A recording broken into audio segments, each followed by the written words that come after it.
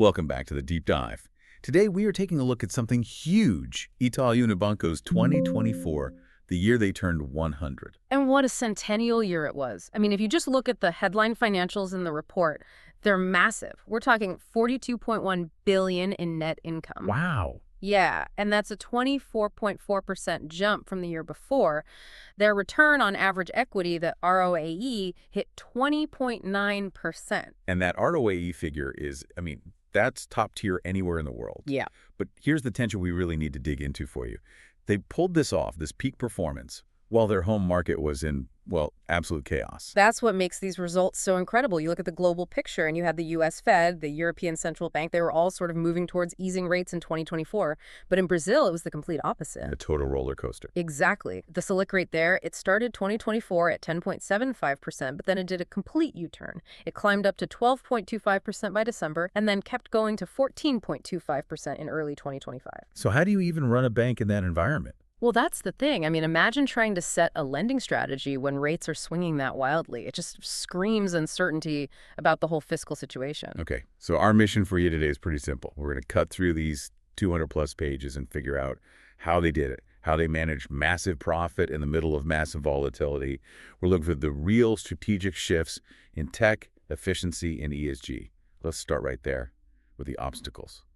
The first huge challenge has to be that macroeconomic mess we just mentioned. What did that actually mean for their day-to-day? It meant uncertainty was just baked into everything. The report mentions ongoing concern over domestic fiscal stability, a primary deficit of 0.4% of GDP in 2024.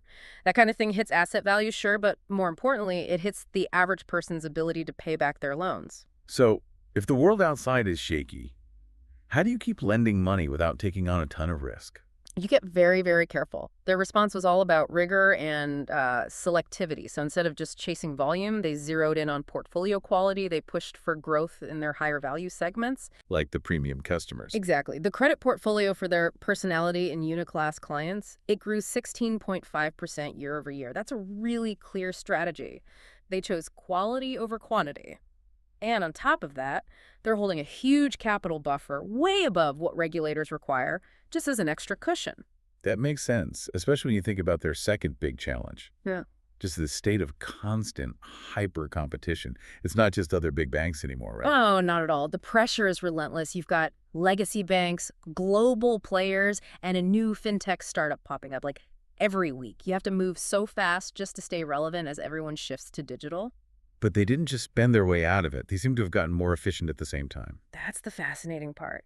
They invested a huge amount in technology and this cultural shift they call cultura itubers. But even with all that spending, their efficiency ratio was 39.5%. That's near a historic low for them. Okay, let me just push back on that for a second. That's a great number, but is it truly sustainable? Or is it maybe artificially low because the biggest costs of their massive client migration project are still to come? That is a very fair question. The report, of course, frames it as a structural gain from modernizing their tech stack, which, should be permanent. But you're right, the full financial hit of migrating another 15 million clients is the big question for 2025. It means they have to be incredibly disciplined everywhere else. And speaking of tech, that brings us to the third challenge, which is maybe the trickiest of all, trying to govern artificial intelligence. And this is a risk on so many levels. For one, the technology is just moving way faster than any regulator can keep up with. You see it everywhere. U.S. guidelines getting pulled back. Brazil's own AI framework is still being abated. And we're not just talking about regulatory risk. It's ethical too, isn't it? Absolutely. The huge concern is social bias creeping into the algorithms that decide who gets a loan or what services you're offered. If your training data is flawed, you've got a massive legal and reputational problem on your hands immediately. So what's their plan? How are they trying to manage this? Well, internally, they set up a pretty rigorous governance structure and ethics protocols. But what really stood out to me was their partnership with MIT's CSAIL. The Computer Science and AI Lab at MIT. That's interesting. You usually see big tech firms doing that, not a Brazilian bank. Why go to MIT for this? I think it shows they're treating AI safety as a core global long-term risk. They're not just thinking about local compliance. They're funding foundational research into things like fraud detection and phishing, which are at the cutting edge. They're going where the talent is. All right, let's move on to the big events of the year, the actual things they did that led to those numbers. First up is this massive internal project called Itaú, One Itaú. This is probably the single most critical thing they're doing right now. It's a huge operational overhaul of their entire retail bank, moving millions and millions of clients onto one single platform, this super app. I think we need to pause on that. This isn't just a software update. For you listening, this is like trying to swap out the entire operating system of an airline while all the planes are still in the air.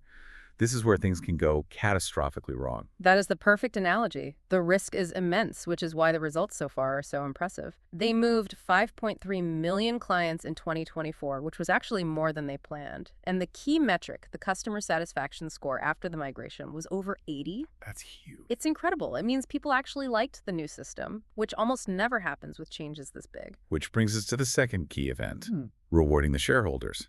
Because all this fancy operational work doesn't mean much if the investors aren't happy. Right. And despite all that spending on tech and migration, they were very focused on shareholder returns. They paid out $25.7 billion in dividends and what's called interest on capital, or JCP. And JCP is just a more tax-efficient way to pay dividends in Brazil, basically. Essentially, yes. On top of that, they approved a $3.2 billion share buyback program. So when you put all of that together, the dividends, the JCP, the buyback, what's the signal they're sending? The total payout comes to 69.4% of their net income for the year. That signals enormous confidence.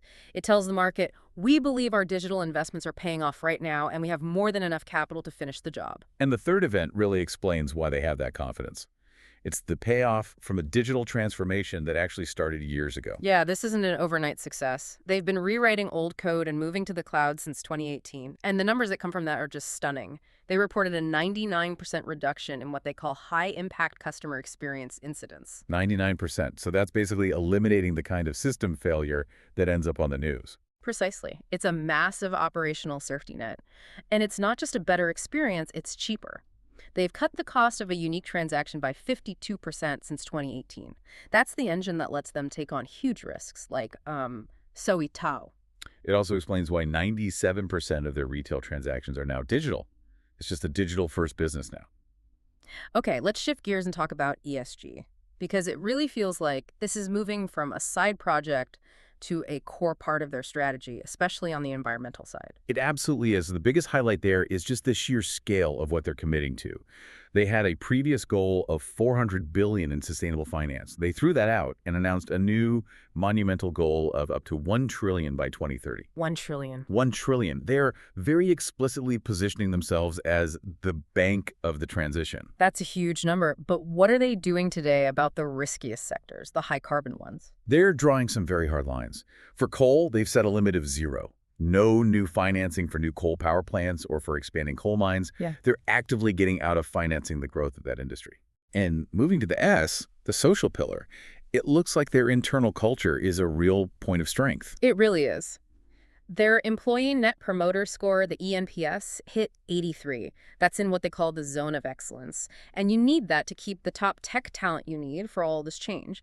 They've also set really concrete diversity targets for 2025, 35 to 40% women in mid to high level leadership, and 27 to 30% Black representation across the company. Measurable goals. Exactly. And then on governance, the G, it's all about tying pay to performance. Right, making sure executives are aligned with shareholders. Yep. CEO and executive pay is directly linked to how they perform against their competitors on things like ROAE and economic value added.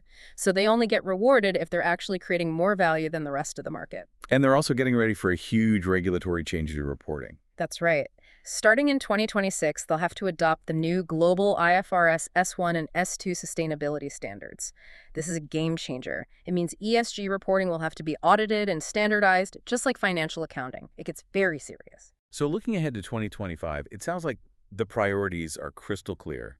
What do they absolutely have to get right next year?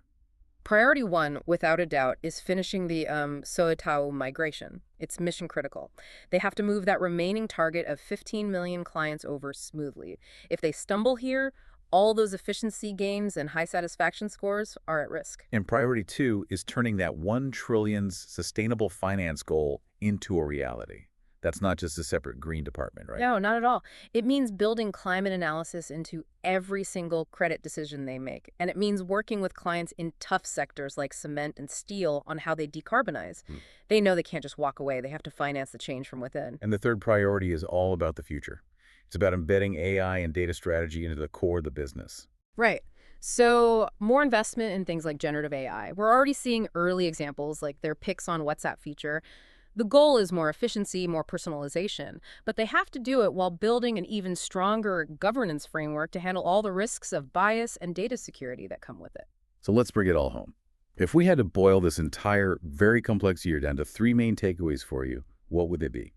Okay, first, 2024 was defined by just incredible resilience. They delivered world-class profitability, that 24.4% net income growth, the 20.9% ROAE in an insanely volatile home market. They can execute. Second, the engine behind that resilience is the deep structural tech modernization they started years ago. That 99% reduction in major incidents and 52% lower transaction costs. That's the foundation that gave them the power and the confidence to attempt something as risky as Itaú. And third, ESG is no longer a sidebar. It's a core business driver now. That massive 1 trillion sustainable finance target, plus getting ready for mandatory global reporting, it signals that this is central to how they plan to grow. And that last point really feels like the big strategic question. The move to digital saved them a ton of money. But now you have this immense pressure to lend 1 trillion, a lot of it to complex, hard-to-change industrial sectors. So my question for you is this. Does this huge focus on transition finance fundamentally change their entire risk profile for the next decade? That's the critical question. And to build on that, if regulators, both in Brazil and globally, keep pushing for more transparency, things like mandatory climate stress tests, how fast can the bank actually scale up its own internal data and risk modeling to support a commitment that huge? Hmm. The success of that 1 trillion ambition really depends on whether their internal tools can keep up.